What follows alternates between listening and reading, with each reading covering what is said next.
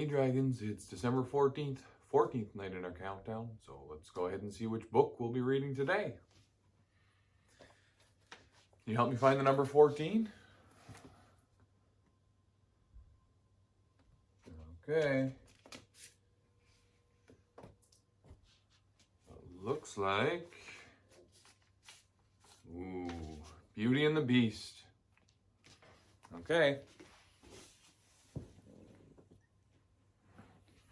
All right, let's get started.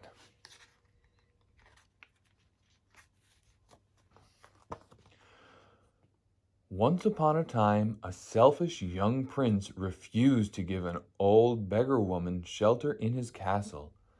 But the old woman was really an enchantress. As punishment, she turned the prince into a terrifying beast and cast a spell on everyone in the castle. Giving the beast a magic rose, she said, This will bloom until your 21st year. If you learn to love another and earn that person's love before the last petal falls, the spell will be broken. If not, you will remain a beast forever.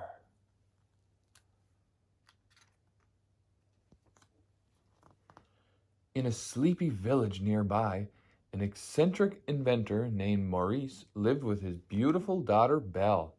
Gaston, a strong and handsome young man from the village, had decided that he wanted to make Belle his wife. After all, he told his friend LeFou, she's the best-looking girl in town. Gaston arrived at Belle's house confident that Belle would agree to marry him. But when he asked her, Belle refused him without a second thought. She knew she could never marry someone as arrogant and selfish as Gaston.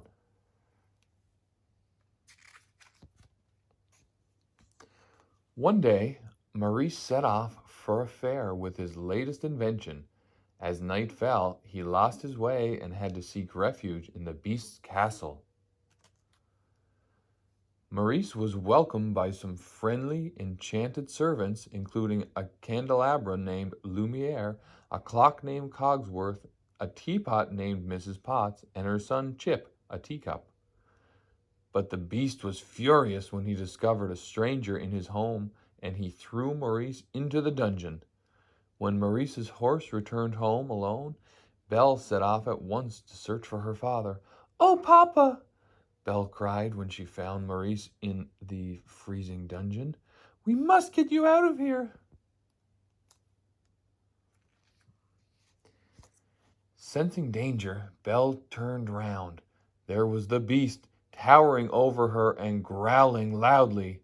"Please let my father go," Belle pleaded. "I'll take his place here." The beast agreed at once. He dragged Maurice out of the cell and sent him back to the village.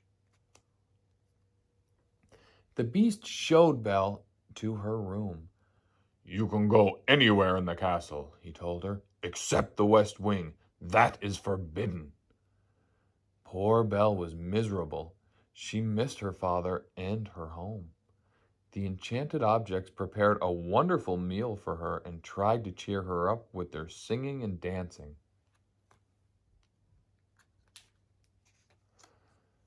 But Belle was still lonely, and later that night she wandered through the castle. She soon found herself in the west wing.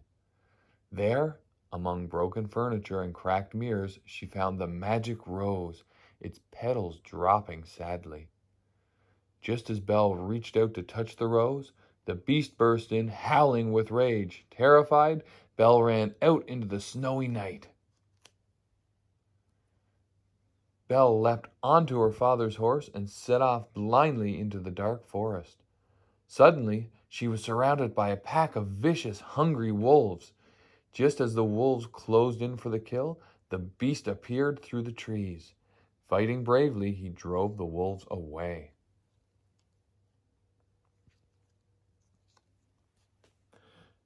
But then the beast sank to the ground in pain. The wolves had injured him. Belle knew she could not leave him there alone. She took the beast back to the castle and gently tended his bleeding wounds. He seemed quite different now, and she was no longer frightened of him. Meanwhile, at the village tavern, Gaston was still brooding over Belle, even though his friends did their best to cheer him up. Suddenly, the door burst open and Maurice raced in. "Help!" he cried. "Belle is being held prisoner by a monstrous beast." The men in the tavern burst out laughing. They thought Maurice was mad, but Gaston smiled to himself. He had thought of a way to make Belle marry him.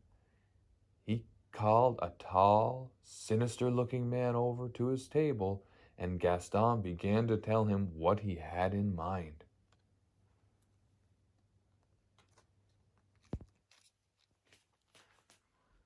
As the days passed, Belle and the Beast spent more and more time together.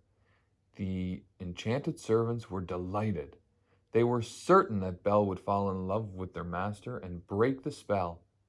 But time was running out. Each day, more petals fell from the magic rose.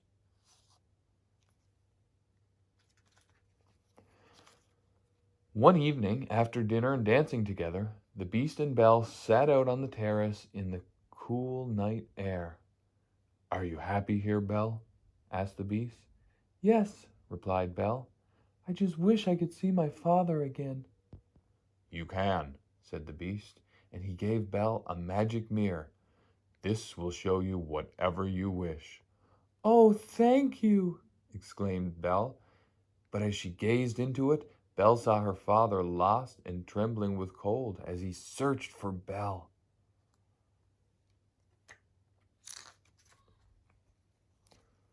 Although the Beast loved Belle, he knew he had to let her go to her father. "Take the mirror with you," he said sadly, "so you can remember me." Belle set off from the castle and soon found Maurice. She brought him safely home and put him to bed. The next day, Gaston arrived at Belle's house with a crowd of villagers. He said that Maurice would be taken to an asylum unless Belle agreed to marry him. "My father's not mad," cried Belle. "He must be," said LeFou. "He was raving about a monstrous beast." "The beast is real," cried Belle. "Look!" She held up the magic mirror, and the crowd saw the beast for themselves. They all shouted with fear and refused to listen when Belle told them the beast was kind and good. The men marched up to the castle doors and broke them down. Cogsworth led the enchanted servants in a brave defense of the castle. But the beast missed Belle and was too heartbroken to fight, even when Gaston beat him with a club and forced him onto the castle roof. Only when he heard Belle's voice did the beast look up. "You came back," he cried, rushing to embrace Belle. This was the chance Gaston had been waiting for. Drawing his dagger, he stabbed the beast in the back. But as the beast collapsed, Gaston tripped and fell tumbling from the roof.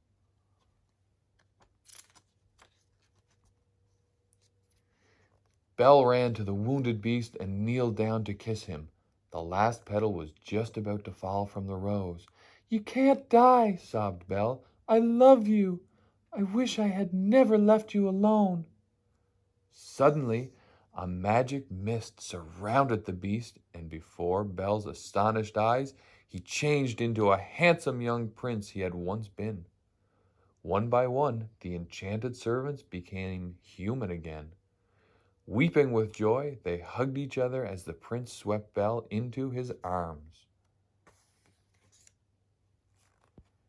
The prince had found his true love at last, and the spell of the enchantress was broken. As the sun burst through the clouds, they knew they would all live happily ever after. The end. Well, thanks for tuning in, and I hope to see you again tomorrow.